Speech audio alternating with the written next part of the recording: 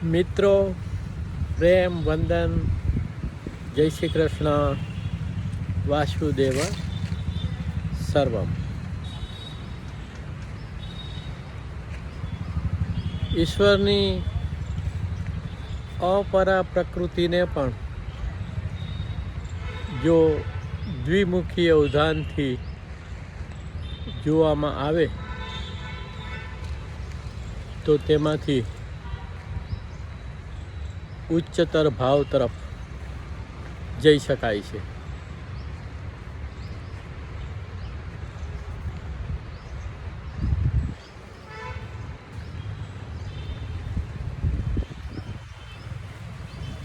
જડ પણ ચેતનવંત બની શકે છે જો એ તમારી અંદર જે સ્પાર્ક છે ચેતનાનો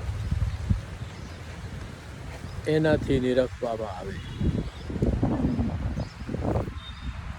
એક નાનકડી રચના આજે ફરી એકવાર જોગર સ્પાર્કમાંથી રજૂ કરું છું કે ઘરનું ઘર છે આ તત્ક્ષણ. ઘરનું ઘર છે આ તત્ક્ષણ. આ પૃથ્વી ઉપર આપણે ઘરના સ્વરૂપમાં ઝૂંપડું હોય, ઘર હોય કે મહેલ હોય, બધા જ અનિત્ય છે. આપણું ઘરનું ઘર પરમાત્માનું ઘર છે. એ પરમાત્માના ઘરના પ્રવેશ માટે આપણે આપણા આત્મદ્વારને ખોલવું પડે અને અંદર એક મૌન શાંત નિજાનંદમાં બેસી જવું પડે. તો ઘરનું ઘર છે આ તત્ક્ષણ, હોવું ન હોવું છે આ તત્ક્ષણ. તો તમે જો હાજર છો તો તમે છો અને ગેરહાજર છો તો તમે નથી. આ રમઝટ ક્ષણે ક્ષણની છે, ક્ષણે ક્ષણની છે. જેટલી ક્ષણ હાજર એટલી ક્ષણો આપણી આત્મસ્મરણની ક્ષણો, એટલું આપણું દ્વિતીય શરીરનું ગઠન, એટલું આપણું આત્મસ્મરણ. કે ઘરનું ઘર છે આ તત્ક્ષણ, હોવું ન હોવું છે આ તત્ક્ષણ. કે જન્મ મરણ બે ઘટના છે, જન્મ મરણ બે ઘટના છે.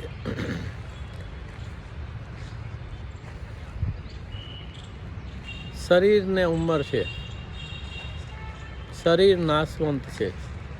શરીર નિત્ય નિરંતર નથી, અનિત્ય અને નાશવંત છે.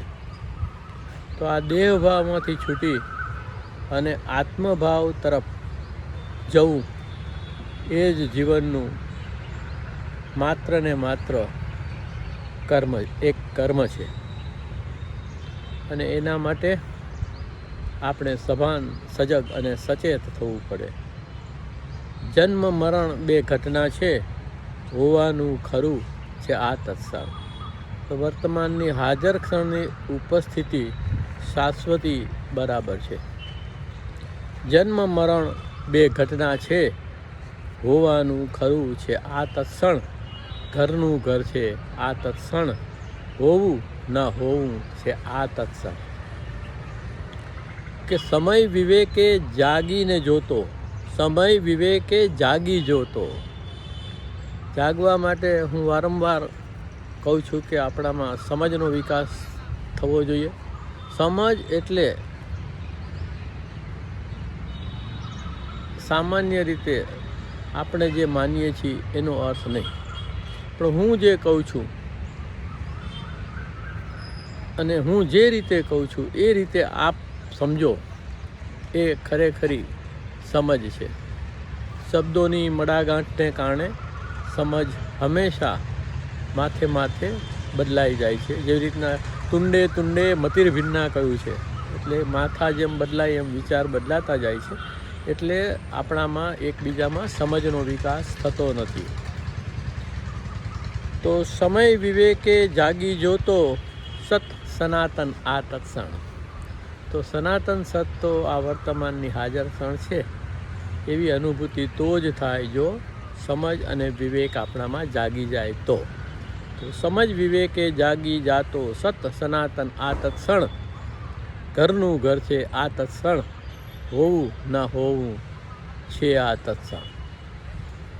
કે નકાર વેદના બફરોનો આ નકારાત્મક અભિગમ, આપણી નકારાત્મકતા જીવન પ્રત્યેની, એમાંથી ઉપજતી વેદનાઓ, આઘાતોની સામે આપણે જે કૃત્રિમ રીતે આપણને તકલીફ ન પડે એ રીતના બફરો પેદા કર્યા છે.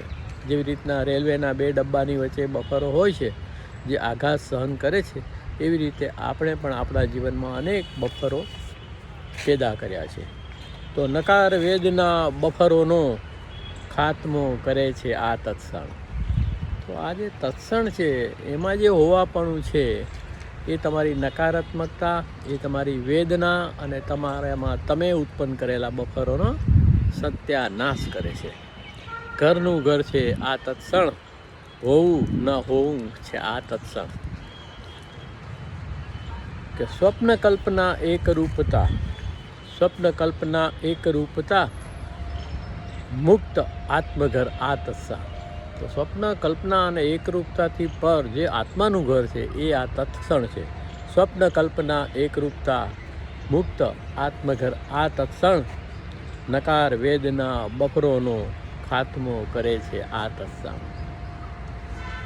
અને છેલ્લે કે ઈશ્વર જેમ કણકણમાં, આપણે કહીએ છીએ ને કણકણમાં ઈશ્વર છે, ઈશ્વર જેમ કણકણમાં એમ રણજણ આ તત્સણ. એમ આપણે પણ આ તત્સણમાં, હાજર ક્ષણમાં રણજણ કરવું જોઈએ. હાજર રહેવા માટે સતત પ્રયત્નશીલ રહેવું જોઈએ. તો ઘરનું ઘર છે આ તત્સણ, હોવું ના હોવું છે આ તત્સણ. જન્મ મરણ 2 ઘટના છે, હોવાનું ખરું છે આ તત્સણ.